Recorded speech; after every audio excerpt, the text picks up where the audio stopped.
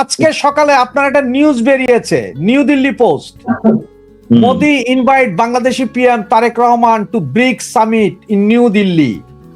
আপনার এই পোস্টটা পড়ার পরে আমার মনে যেটা আসছে যে আপনার প্রতিবেদনে বলা হয়েছে প্রধানমন্ত্রী নরেন্দ্র মোদী তারেক রহমানকে ব্রিক্স সম্মেলনে বিশেষ অতিথি হিসেবে আমন্ত্রণ জানিয়েছেন। এই তথ্যটার মূল ভিত্তি কি? এটা কি ভারত সরকারের আনুষ্ঠানিক সিদ্ধান্ত না কূটনৈতিক সূত্রের কোনো খবর? ভারত সরকারের আমার প্রতিবেদনে লেখা আছে, যেহেতু বাংলাদেশ ব্রিক্সের সদস্য নয়, এমনকি পরিদর্শকও নয়, ফলে সেই কারণে যেহেতু ভারতে যখন কোনো এই ধরনের বৃহৎ মাল্টিল্যাটারাল কোনো অনুষ্ঠান হয়, যেমন G20 হয়েছিল, তখন শেখ হাসিনাকে আমন্ত্রণ জানানো হয়েছিল, গ্লোবাল সাউথ সামিট হয়েছিল, তখন ডক্টর ইউনূসকেও আমন্ত্রণ জানানো হয়েছিল। প্রতিবেশী দেশকে সবসময় ভারত এটা চায় যেখানে যত যে ধরনের আর মাল্টিল্যাটারাল বড় ধরনের সামিট হচ্ছে সেখানে বাংলাদেশকে পাশে রাখা এবং তাদের একটা সুযোগ দেওয়া, তাদের সঙ্গে আলাপ আলোচনা করার ইত্যাদি। এটা তো একটা মানে ঐতিহাসিক। কিন্তু সবচেয়ে বড় কথা হচ্ছে তারেক রহমানকে তো ভারত প্রথমেই আমন্ত্রণ জানিয়েছিল, তো এটা প্রায় একটা দ্বিতীয় আমন্ত্রণ। এবং এটা ঘটনা হচ্ছে, এটা ভারতের পররাষ্ট্র মন্ত্রণালয় খবরটি নিশ্চিত করেছে এবং আজকে বাংলাদেশের পররাষ্ট্র প্রতিমন্ত্রী শামা ওবায়েদ তিনি বলেছেন তারা চিঠি পেয়েছেন এবং চিঠিটি প্রধানমন্ত্রী তারেক রহমানের ওপর বিবেচনার উপরে তারা ছেড়ে দিয়েছেন। এখনো তারেক রহমান কোনো সিদ্ধান্ত নেননি তিনি আসবেন কি আসবেন না, কিন্তু আমরা আশা করছি যে তিনি আসতে পারেন। এরকম একটা বৃহৎ, এরকম একটা বহুদেশীয় সমাবেশে যেখানে চীনের রাষ্ট্রপতি থাকবেন, রাশিয়ার রাষ্ট্রপতি থাকবেন এবং ইরান থেকে কে আসবেন এখনো জানি না, কিন্তু ইরানের প্রতিনিধিত্ব আছে, 11টা দেশ আছে ব্রিক্সের সদস্য। ফলে এটা খুব গুরুত্বপূর্ণ সামিট। ফলে সেই সামিটে তারেক রহমান যদি আসেন তো ভালো, তারেক রহমান না এলে আমার মনে হয় বাংলাদেশ অনেক কিছু মানে আমি বলবো লোকসান হবে বাংলাদেশের এটা সুযোগ, এত ঘরের কাছে এত নেতার সঙ্গে তাদের সাক্ষাৎ করার একটা সুযোগ। ফলে খবরটি নিশ্চিত, মানে সংবাদটি নিশ্চিত, এ বিষয়ে কোনো সন্দেহ নেই। ইতিমধ্যে বাংলাদেশের দু একটি আমি দেখলাম কাগজ বা অনলাইনে এই মুহূর্তে আছে, যেমন ডেইলি সানে অনলাইনে দেখলাম যে তারা শামা ওবায়েদকে উল্লেখ করে কোট করে খবরও করে দিয়েছে অনলাইনে, আরো কেউ কেউ করছে, হয়তো আগামীকাল আরো বেশি প্রকাশিত হবে আর কি।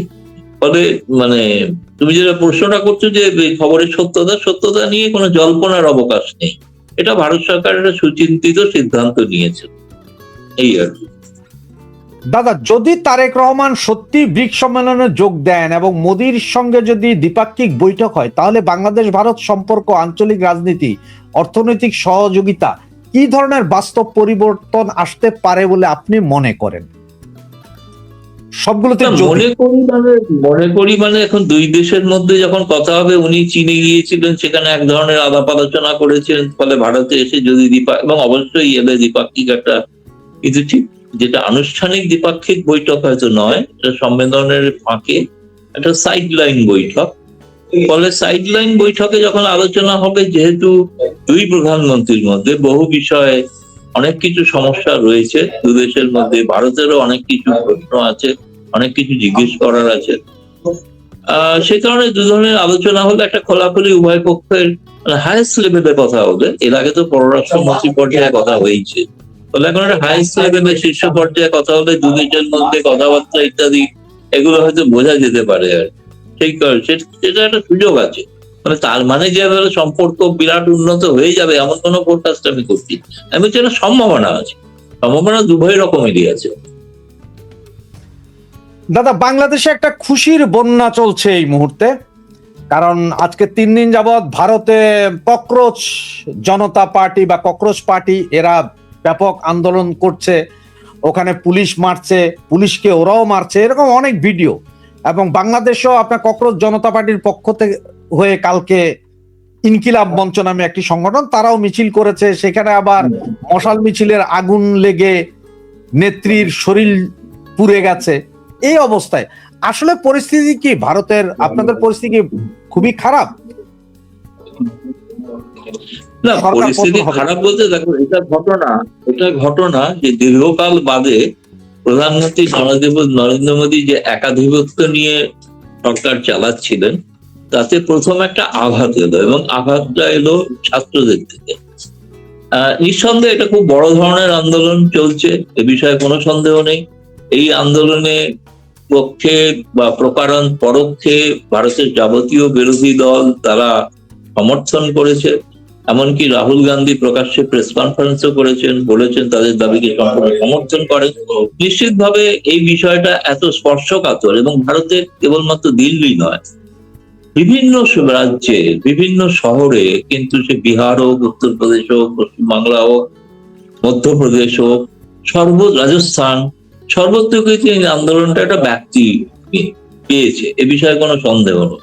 এবং এটা যেটা তথাকথিত ভাবে বলা হয়ে থাকে জেনজির আন্দোলন, সেটা ভারতে এই ধরনের একটা জেনজির আন্দোলন সত্যিকারের কিন্তু অনেকটার বাদে একটা দেখা গেল। এবং সে কারণে নরেন্দ্র মোদী সরকার নিঃসন্দেহে এটা চেষ্টা করছেন কিভাবে মোকাবিলা করবেন, কিন্তু বিপাকে পড়েছেন এ বিষয়ে কোনো আমার বলতে কোনো দ্বিধা নেই। তো ধর বাংলাদেশের জেনজি আন্দোলন যখন শুরু হয়েছিল, তখন আমাদের এই যে বিদেশে থাকা কিছু ইউটিউবার, প্রভাবশালী ইউটিউবার, ওদেরও বেশ কিছু ভিডিও বা আসছে যে এই আন্দোলন, এটার সাথে তারা যেমন নেপাল, বাংলাদেশ এবং ভারতেরটা মিল খুঁজে পাচ্ছে না, এবং তাদের হিসাব হচ্ছে যে ভারত এবার ভাঙবেই, এবার টুকরো হবে ভারত, নরেন্দ্র মোদী হয়তো পালিয়ে যাবে।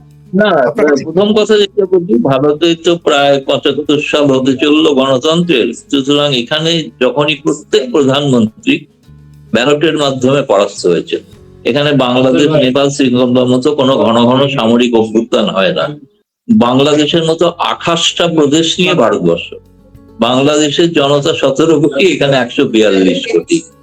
ফলে এর সঙ্গে নেপাল, শ্রীলঙ্কা, বাংলাদেশ, তাদের সঙ্গে ভারতকে তুলনা করাটা সম্ভব না। যেটা ঘটতে পারে, এর প্রভাব জনমানসে যদি তীব্র গভীর শিকড় প্রথিত করে, তাহলে আগামী নির্বাচনের প্রভাব দেখা যেতে পারে। নির্বাচন ছাড়া কোনো পরিবর্তন ভারতবর্ষে আজ পর্যন্ত হয়নি, এবং আমার এখনো ধারণা নরেন্দ্র মোদী বেকায়দায় পড়লেও তাতে এই আন্দোলনের কারণে তার সরকার পড়ে যেতে পারে, এরকম লক্ষণ এখনো দেখা যায়নি। তবে একটা শর্ত, তার সঙ্গে একটা ডিসক্লেমার দেওয়া উচিত। ডিসক্লেমার হচ্ছে, এই সরকার টিকে আছে দুটো আঞ্চলিক দলের সমর্থনে। এটা একটা বিহারের সংযুক্ত জনতা দল, একটা অন্ধ্রের তেলেগু দেশম। এই দুটি প্রদেশের ছাত্রদের আন্দোলনে এই রাজনৈতিক দলগুলো যদি মনে করেন যে বিজেপির সঙ্গে থাকলে তাদের জনমানুষের প্রভাব কমতে পারে, তখন তারা একটা রাজনৈতিক সিদ্ধান্ত নিতে পারে। কিন্তু তখন দেখা যাবে যে পার্লামেন্টেই সেই পরীক্ষাটা হবে আস্থা অনাস্থার। পার্লামেন্টের বাইরে আমাদের এখানে মানে যেটা বাংলাদেশে ঘটে থাকে, কতবার সামরিক শাসন হয়েছে, কত কিছু হয়েছে, সরকার বদলে যায়, পাল্টে যায়, ভবিষ্যতেও আমি জানি তারেক রহমান সরকারও পাল্টে যেতে পারে। আমি ফোরকাস্ট করেছিলাম একটা জায়গায়, সবাই মনে করেছিল নিশ্চিন্ত জীবনযাপন করছেন সবাই, কিন্তু রাষ্ট্রপতি যে পদত্যাগ করতে পারেন, এমনকি সেনাপ্রধানকেও সরিয়ে দেওয়া হতে পারে। আমি 4 দিন আগে একটা ইউটিউবের লন্ডন থেকেই, তোমারই সব প্রতিবেশী কেউ আছেন একজন, তাকে আমি সেটা বলেছিলাম, তিনি তখন বিশ্বাস করছিলেন যে শিরোনাম করতে পারেননি। পরে আমাকে বললেন যে আপনি প্রথম বলেছিলেন। এটা ঘটনা। এখন এটা ঘটনা যে এরকম তো ঘটনা ঘটে থাকে, কিন্তু যেটা বাংলাদেশ, নেপাল বা শ্রীলঙ্কায় যে ধরনের ঘটনা ঘটে, সেটা ভারতে ঘটা সম্ভব নয়। এত বৃহৎ দেশ, বৃহৎ ভৌগোলিক, আমি তো বললাম যে যদি দিল্লি শহরই ধরা যায়, দিল্লি শহর হচ্ছে প্রায় ধরা যেতে পারে 10টা ঢাকা, 10টা ঢাকা কি আরো বেশি। দিল্লির এক প্রান্ত থেকে আর এক প্রান্ত যেতে প্রায় ঘন্টা 3 লাগে। আমি যেখানে থাকি, আমার বাড়ি হচ্ছে 51 কিলোমিটার দূরে, এখন যেখানে বসে আছি, মানে তোমাদের ঢাকা শহর থেকে ধরো সাভার ছাড়িয়ে প্রায় টাঙ্গাইল বর্ডার, সেখান থেকে রোজই আসা যাওয়া করি, এবং সেটা 1 ঘন্টার মধ্যে যাতায়াত করি। ফলে এত বিশাল একটা মানে ভূখণ্ডে এরকম রাজনৈতিক পরিবর্তন হওয়া, মানে ওই যে ধরনের পরিবর্তন তোমরা দেখেছো, এই পরিবর্তনটা ভারতে হবে না। ভারতে গণতান্ত্রিক উপায়েই পরিবর্তন হবে। মানে এখনই এমন না যে আন্দোলনের সাথে সাথে আপনার মোদী সরকারের পতন হবে, সমস্ত মিনিস্টাররা পালিয়ে যাবে। ওটা তাদের কাছে তাদের ছবি দেখে মনে হচ্ছে যে এটা তা নয়, এটা সেরকম কিছু ঘটনা নয়। তারা ভাবছেন মনে প্রাণে, তারা হয়তো নরেন্দ্র মোদী বিরোধী বলে তাদের ভালো লাগছে। ভারতেও যারা নরেন্দ্র মোদীর বিরোধী, তাদেরও ভালো লাগছে না তা নয়, কিন্তু তার মানে এই সরকার কাল পড়ে যাচ্ছে। দাদা, সার্জিও গোর বাংলাদেশে নাকি আসছেন, তো উনি আসলে তো সম্ভবত আমাদের সরকার প্রধানদের সাথে কথা বলবেন। এখনো এতটুকু জানি না যে উনি আপনার ভারতের যে অ্যাম্বাসেডর বাংলাদেশে আছেন দীনেশ ত্রিবেদী ওনার সাথে দেখা করবেন কিনা। আসলে কি কারণে আসছেন বলে মনে হয় হঠাৎ এই সফর? এদিকে আপনাদের ভারতে চলছে ককরোচের অত্যাচার। না না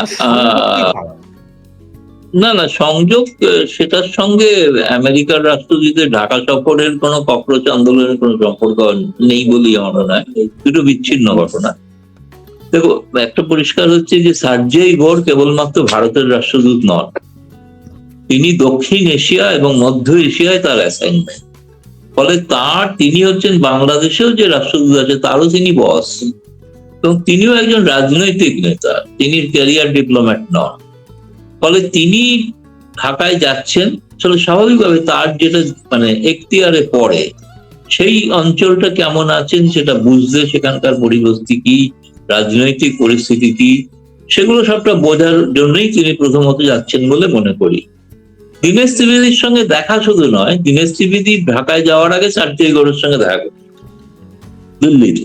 তার সঙ্গে অলরেডি সার্জেই ঘোরের সঙ্গে দেখা হয়েছে, এবং দেখা হওয়ার পর সার্জেই ঘোর তাকে জানিয়েছিলেন আমি ঢাকায় যাচ্ছি, হয়তো আপনার সঙ্গে দেখা হতে পারে। সেটা দেখা হবে কি হবে না সেটা পরবর্তী বিষয়। আর সার্জেই ঘোর খুব একটা প্রোটোকল মেনে চলেন না, তিনি যেটা মনে করেন সেটা করেন, এবং তার যে এই অ্যাসাইনমেন্ট, এটাও একটা, এই প্রথম এই ধরনের একজন রাষ্ট্রদূত অ্যাসাইনমেন্ট পেয়েছেন যিনি ভারত ছাড়াও আরো বিভিন্ন দেশের রাষ্ট্রদূত। এটা সাধারণত হয়নি কখনো আগে। ফলে তিনি বাংলাদেশে বোঝার জন্য যেটা বুঝতে, বাংলাদেশে একটা এখনো টালমাটাল পরিস্থিতি, রাজনৈতিক স্থিরতা যদি বলা যায় সেটা নেই। ফলে সেখানে আমেরিকার যেটা ইন্টারেস্ট, স্বার্থ, সেটা কতটা বর্তমান সরকার পালন করতে পারছে বা পারবেন সেটা তাদের পক্ষে বোঝা দরকার। দ্বিতীয়ত, যেটা তার মনে আছে নিশ্চয়ই, যে ব্রেন ক্রিস্টেনসন যখন দায়িত্ব নিয়ে এসেছিলেন তার প্রথম কমেন্ট ছিল যে আশা করি তারেক রহমান সরকার চীন থেকে দূরে থাকবেন। কিন্তু তারেক রহমান সরকার প্রথম সিদ্ধান্ত নিয়েছেন চীনে যাওয়ার। যদি মালয়েশিয়া হয়ে গিয়েছেন সেটা অন্য বিষয়, কিন্তু তাহলে চীনে গেছেন, যদিও একটা ওই আন্তর্জাতিক সামিট উপলক্ষে গিয়েছিলেন, পরে বাইলাটারাল মিটিং করেছেন। ভারত এবং যুক্তরাষ্ট্রের ক্ষেত্রে একটা বিষয় সহমত আছে, চীন। দুই পক্ষই চীন তাদের প্রতিযোগিতা শুধু নয়, ভারতের ক্ষেত্রে তো প্রায় শত্রু। ফলে এই অবস্থায় এই কারণে শত্রু শত্রু বন্ধু, এই কারণে ভারত যুক্তরাষ্ট্র একই রকম মনোভাব পোষণ করে যে চীনের প্রভাব যাতে, যেহেতু কথা চলছে নানা রকম বাংলাদেশে। দ্বিতীয়, রাজনৈতিক দিক থেকে আমার কাছে মনে একটা গুরুত্বপূর্ণ, আমেরিকাতেও খুব শিগগিরই সেনেট নির্বাচন অনুষ্ঠিত হতে চলেছে। ট্রাম্প প্রশাসন অনেক চাপের মধ্যে আছে, তাদের ওখানে এটা তার কনস্টিটিউয়েন্সিকে বোঝাতে হবে যে তারা গণতন্ত্রের পক্ষে।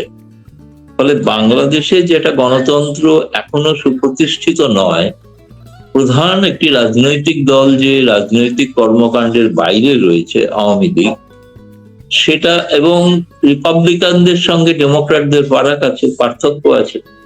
ডেমোক্র্যাটরা চায় আওয়ামী লীগ যেন না আসতে পারে, কিন্তু রিপাবলিকরা চায় কিনা এটা এখনো স্পষ্ট হয়। রিপাবলিকানরা হয়তো চাইবে তাদের কনস্টিটিউয়েন্সিকে সমর্থন বোঝাতে যে আমরা কিন্তু একটা ইনক্লুসিভ পলিটিক্স চাই, যেমন ভারতও মনে করে ইনক্লুসিভ পলিটিক্স হওয়া উচিত। ফলে দুটি বিষয়ে ভারত যুক্তরাষ্ট্রের মধ্যে একটা সহমত আছে। ফলে এর প্রতিফলনটা উনি ঢাকায় গিয়ে কি করছেন, আমি যতদূর জানি তিনি একটা টাউন হল সভা করবেন যেখানে প্রচুর গুণীজনরা আসবেন, বুদ্ধিজীবী আসবেন। সবচেয়ে গুরুত্বপূর্ণ হবে ইউনূস সাহেবও ঢাকায় আছেন, তার সঙ্গেও সাক্ষাৎ করতে পারেন। ইতিমধ্যে বাংলাদেশের টালমাটাল একটা অবস্থা, রাষ্ট্রপতি হলে কে রাষ্ট্রপতি হবেন এই নিয়ে নানা রকম কথা চলছে। যিনি ইউনূসের সময় স্বরাষ্ট্র সচিব ছিলেন, যিনি বর্তমানে ক্যাবিনেট সচিব, তিনি হবেন কিনা, এবং ইউনূসই বা হয়ে যাবেন কিনা, এসব নানা রকম জল্পনা রয়েছে। কেউ কেউ তো সোশ্যাল মিডিয়ায় বলতে চাইছেন যে আমেরিকা হয়তো ইউনূসকেই চাইছে। সেটা হচ্ছে কি হচ্ছে, ওই যে আপনার আমেরিকার অ্যাম্বাসেডর বাংলাদেশে আসা, এই যে সার্জিও গোর এবং আপনার ভারতের ককরোচ জনতা পার্টি, এটা কেন বললাম আমি, আমাদের বাংলা একটা কথা আছে যে ঘর পোড়া গরু সিঁদুর দেখলেও নাকি ভয় পায়। যে গরুর গোয়াল ঘর জ্বলে যায় সে যখন সিঁদুর দেখে, ওইটা লাল দেখে ও ভয় পায়। তো এই জন্য যে বাংলাদেশে যে পরিস্থিতি হয়েছিল, মানে এই জন্য আমাদের কাছে এটা মনে হয় যে এখানে আবার কোনো একই নাকি একই ডিপ স্টেট কাজ করছে কিনা। না না না না, আমি তো সেটা বলতে পারবো না, কারণ তো সন্দেহ আছে, নেই যে তা না, কিন্তু সেটা নয় তো তার জন্য তার যে কেউ ঢাকায় কেন যাবে? তুমি এখানে বসেই তো ডিপ স্টেটের কাজ করতে হবে। একজন দর্শক একটা তাই প্রশ্ন তাকে আপনাকে বাড়িয়ে দেওয়া হবে। না না, প্রথম কথা আমি যেটা বললাম, এখানে ডিপ স্টেটই হোক যেই হোক, তাকে গণতান্ত্রিক পথে হারাতে হবে ভারতের নরেন্দ্র মোদীকে, অন্য কোনো ভাবে কিছু করা যাবে না।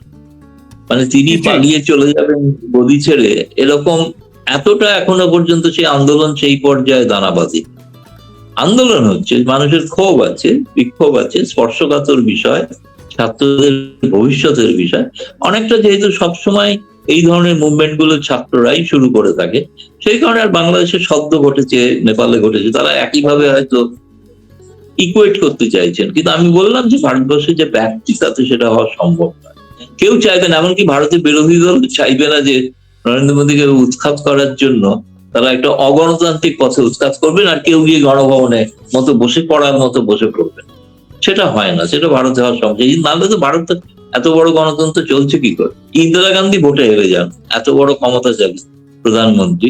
মোরারজি দেশাই হেরে গেছেন, অটল বিহারী বাজপেয়ী হেরে গেছেন, 10 বছর চালানোর পর মনমোহন সিং হেরে গেছেন, দেবেগৌড়া হেরে গেছেন, ইন্দ্র কুমার গুজরাল হেরে গেছেন, নরসিমা রাও হেরে গেছেন, সবাই প্রধানমন্ত্রী। এখনো নরেন্দ্র মোদী হারেননি, তিনি যে হারবেন না তার কোনো গ্যারেন্টি কিছু নেই, হারতেও পারেন, সেটা 2029, তার আগে কিছু। দাদা, আপনি সম্ভবত আপনাদের পররাষ্ট্র মন্ত্রী বা স্পোকম্যানের কাছে আপনি একটা প্রশ্ন রেখেছিলেন শেখ হাসিনা বিষয়ে গত এই 7-10 দিনের ভেতরে। আসলে আপনার প্রশ্নটা কি ছিল, কার কাছে রেখেছিলেন এবং জবাবটা কি পেয়েছিলেন? না, আমি যে প্রশ্নটা করেছিলাম সেটা হচ্ছে যে শেখ হাসিনা ঘোষণা করেছেন যে তিনি ডিসেম্বরে ফিরতে চান, এবং সেক্ষেত্রে ভারত সরকার কোনো আলাপ আলোচনা করছে কিনা তারেক রহমান সরকারের সাথে। তো উনি উত্তর দিয়েছিলেন যে যে ভারতের কাছে একটা বন্দি প্রত্যর্পণের একটা অনুরোধ রয়েছে বাংলাদেশ সরকারের থেকে। ফলে ফেরার বিষয়টা, উনি যেভাবে ফেরার কথা বলছেন, তিনি তো স্বেচ্ছায় যেতে চাইছেন, তাই না? স্বেচ্ছায় যেতে চাইছেন, চলে যান। আর ভারত সরকারের ঘোষিত নীতিও যে স্বেচ্ছায় যেতে চাইলেই যেতে পারেন, ভারত আটকাবে না। কিন্তু দ্বিতীয়ত হচ্ছে যে যদি ওইভাবে ফেরত দিতে হয় প্রত্যর্পণ চুক্তি অনুসারে, তাহলে তার আইনি দিক এবং বিচার বিভাগীয় দিক দেখে তখন সেই সিদ্ধান্ত নেওয়া, এবং সেই সিদ্ধান্তটা খুব দীর্ঘ প্রক্রিয়া, খুব তাড়াতাড়ি হওয়ার কোনো ব্যাপার নয়। আপনাদের যেমন একজন আর্থিক অপরাজিত ভারতে তার বিচার চলছে, এমনকি আর একটা প্রশ্ন পরে ব্রিফিং এ করেছিলাম যে হাদি হত্যাকারীদের ফেরতের ব্যাপারে, তো তার একই উত্তরই ছিল, আমাদের এখানে আদালতে তাকে দোষী সাব্যস্ত হতে হবে, তবেই তাকে ফেরত দেওয়া যেতে পারে। কিন্তু আর দ্বিতীয়ত ফেরত না দেওয়া, বন্দি প্রত্যর্পণ চুক্তি অনুসারে যদি কারোর ফাঁসি হয়, রাজনৈতিক কারণে তাকে সেই শাস্তি দেওয়া হয়, তাহলে ফেরত দেওয়া হবে না, ওটা চুক্তিতেই লেখা আছে। ভারত থেকেও, বাংলাদেশ থেকেও যেসব উলফা জঙ্গিদের ভারতে আনা হয়েছিল তাদের কারোর ফাঁসি হয়নি, তাদের বিরুদ্ধে কিন্তু মৃত্যুদণ্ডের অভিযোগ কারু ছিল। ভারত পর্তুগাল থেকে একজন কুখ্যাত আসামিকে ভারতে আনিয়েছিল, আবু সালেম, তাকে লিখিত প্রতিশ্রুতি দিতে হয়েছিল তার ফাঁসি দেওয়া হবে না, ফলে সে যাবজ্জীবন কারাদণ্ড ভোগ করছে। ফলে এটা এখন বন্দি প্রত্যর্পণ চুক্তির শর্ত অনুসারে তিনি শর্তটা ব্যাখ্যা করেছিলেন। তিনি শেখ হাসিনা স্বেচ্ছায় চলে যাবেন সেই বিষয়ে কোনো মন্তব্য করেনি, যদিও পরে তারা ব্যাখ্যা দিয়ে অফ দ্য রেকর্ডই বলছে, এই কারণে সেটা কোট করা যাবে না, এবং সেটাতে বলেছেন তিনি যেতে চাইলে ভারত ট্রাভেল ডকুমেন্ট দিয়ে দেবে এবং তিনি যেতে পারেন।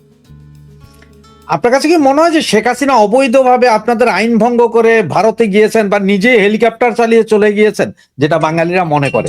আদৌ না, একদম পরিষ্কার। জয়শঙ্কর পার্লামেন্টে বিবৃতি দিয়েছেন, তাদের অনুরোধেই বাংলাদেশের সেনাবাহিনী এবং শেখ হাসিনা দুজনেরই, তাদেরই অনুরোধই ভারত তাকে এখানে আসতে দিয়েছেন, এবং সে তো বাংলাদেশের সেনাবাহিনীর হেলিকপ্টার এবং তাদের বিমানে চেপে এসছেন, ভারতের সেনাবাহিনী তাই না? সুতরাং সেটা আমার মনে হয় না সেরকম করে, এবং সেক্ষেত্রে ভারতের এখনো সিদ্ধান্ত হচ্ছে তিনি আমাদের সম্মানিত অতিথি। দাদা, গত 2 দিন আপনি বারবার বলছিলেন আমাদের রাষ্ট্রপতি মহামান্য চুপ্পু পদত্যাগ করছেন, এটা যেমন পেপার পত্রিকাতে আছে, আজকে আবার বিভিন্ন পত্রিকা বলছে যে আগামীকালই পদত্যাগ পত্র পেশ করবেন। হঠাৎ করে ডিসেম্বরে শেখ হাসিনা আসছেন, এই ঘোষণা দেওয়া হলো। এরই মধ্যে আপনার সার্জিও গোর বাংলাদেশে আসছেন, আবার আগামীকাল যদি রাষ্ট্রপতি পদত্যাগ করেন, আসলে রাষ্ট্রপতির পদত্যাগটা কি শেখ হাসিনা আসছেন এই ঘোষণার পরে হঠাৎ, কেমন মনে হচ্ছে আপনার কাছে বিষয়গুলো? না, যেটা আমার অনুমান ছিল, আমি যে কারণে বলেছিলাম, আমি প্রকাশ্যেই বলেছিলাম যে শেখ হাসিনা আসার পরে যেটা তারেক রহমান সরকার যেটা মনে করছেন যে রাষ্ট্রপতি এবং সেনাপ্রধান দুজনেই শেখ হাসিনার অত্যন্ত পারিবারিক ভাবে ঘনিষ্ঠ, ফলে তারা যদি কোনো নেপথ্য থেকে সাহায্য করে বসেন, সুতরাং দুজনকে সরানোরই পরিকল্পনা। কবেকার কোনটা সব ইতিমধ্যে নৌবাহিনীর প্রধান তো পরিবর্তন হয়েছে, সেটা তো জানেন নিশ্চয়। জি জি। স্থলবাহিনীর প্রধান হিসেবে জীবনে পরিবর্তন হবে কি হবে না সেটা সময় বলবে। আপাতত তুরস্কে আছেন, তুরস্ক থেকে ফিরলে তখন হয়তো বোঝা যাবে। কিন্তু এখন শাহাবুদ্দিনের ব্যাপারটা রাষ্ট্রপতি পার্টি এখন এটা তো একটা, তারা কিন্তু কিছু করবেন তা নয়, কারণ শাহাবুদ্দিন তো দুদিন আগে জুলাই বিপ্লবের উপরে তো বিবৃতি দিয়েছেন, তাই না? বিবৃতি দিয়ে তো বিশাল বিবৃতি দিয়েছেন, সেই বিবৃতিতে শেখ হাসিনার তো বিরুদ্ধেই বিবৃতি দিয়েছেন। তিনি শেখ হাসিনাকে সমর্থন করে বা কিছু করবেন এটা তাদের আশঙ্কা ছিল, সেই জন্যই তারা তাড়াতাড়ি, নাহলে তো কথা ছিল 2027 সাল পর্যন্ত তাকে রাষ্ট্রপতি থাকতে দেওয়া হবে, এটা তো স্বয়ং তারেক রহমান তাকে বলেছে। হঠাৎ কেন মত পরিবর্তন হলো? মত পরিবর্তন হলো যেহেতু শেখ হাসিনার আমেরিকাকে করিডোর দেওয়া হয়নি, আমাদের সেনাপ্রধান বলেছিলেন ব্লাডি করিডোর, সেখানে চাইনিজ অ্যাম্বাসেডার এবং পররাষ্ট্রমন্ত্রী বলেছেন যে করিডোরের কাজ চলমান। চায়না যখন বলে কোনো কাজ চলমান, তার মানে হচ্ছে যে কিন্তু কাজ আসলেই চলমান। সার্জিও গোর কি এই বিষয়ে চাপ দিতে পারেন বলে মনে হয় আমেরিকা? অবশ্যই, সেটা আমেরিকা কখনোই চাইবে না যে বাংলাদেশ মিয়ানমার হয়ে চীন পর্যন্ত যে করিডোর, সে করিডোর তো অ্যাকচুয়ালি বিআরআই প্রজেক্টের অধীনে, বেল্ট রোড ইনিশিয়েটিভ, চীনের যেটা প্রজেক্ট, ফলে সেটা কখনোই ভারতও চাইবে না, সেটা যুক্তরাষ্ট্র চাইবে। ফলে আমি তো বললাম চীনের বিষয়ে উভয় দেশই সহমত। এখন সেটা এখন নির্ভর করছে যে তারা কতটা, আমার সন্দেহ আছে, কারণ তারেক রহমান সরকার কোনো সিদ্ধান্ত নেননি, সিদ্ধান্ত নিতে পারবেন না, সিদ্ধান্ত নিলে তাদের পক্ষে সমস্যা হবে, খুবই সমস্যা হবে। যেটা সার্জিও গোর সেই জন্য সরাসরি সেটা বিষয়ে কথা বলতে চাই। দাদা আমি জানি আপনি খুবই ব্যস্ত লোক এবং এই মুহূর্তে আসলে নিউজ নিয়ে আপনারা খুব ইয়েতে আছেন, আমি আপনাকে সময় আর নষ্ট করব না, একটা লাস্ট কোশ্চেন করছি, এরপরে আপনাকে ছেড়ে দিচ্ছি। সেটা হচ্ছে দাদা, ডিসেম্বরে যেহেতু শেখ হাসিনা আসবেন বলছেন, সেটা কি এখনো ঠিক আছেন কিনা? এবং জনমুখে যেটা শোনা যাচ্ছে বাংলাদেশে বিভিন্ন জায়গায় এবং অনেক কন্টেন্ট ক্রিয়েটর এটা করেছেন যে সার্জিও গোরের সাথে বা আমেরিকান যে অ্যাম্বাসেডার ভারতে আছে ওনাদের সাথে নাকি আওয়ামী লীগের বিভিন্ন নেতাদের বিভিন্ন সময় কথাবার্তা হচ্ছে বা চলছে, আসলে ঘটনাটা কতটুকু সত্য? দেখুন, বাংলাদেশের সাংবাদিকদের প্রতি সম্মান শ্রদ্ধা জানিয়ে বলছি, তারা নিজের দেশের খবরই তো জানেন না, সেটা তো আমাদের থেকে জানতে হয়। রাষ্ট্রপতি পদত্যাগ করবেন কি করবেন না, সেনাবাহিনী চলবেন কিনা, তারেক রহমানকে মোদী সরকার ইনভাইট করছে কিনা, সবই তো ভারতীয় সাংবাদিকরা খবর, তাই না? তারা তো খবর ব্রেক করতে পারেন না। ফলে তারা কি খবর দিচ্ছেন আমার মনে হয় জানি না, খুব গুরুত্ব দেওয়ার কিছু নেই।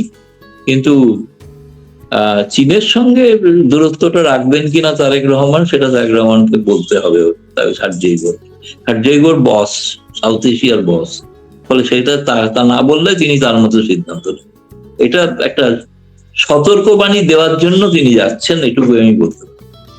এবং ডিসেম্বরে ফিরছেন শেখ হাসিনা, সেইটা তো এখনো ঠিক আছে। উনি আরো অনেকগুলো পশ্চিমা সংবাদ মাধ্যমকে ইন্টারভিউ দিয়েছেন, সেগুলো প্রকাশিত হবে এবং তাতে যদি কোনো নতুন মত কিছু বলেন তখনই যাবে। এখনো পর্যন্ত স্ট্যান্ড করছে রয়টার্সকে যেটা বলেছেন সেটাই।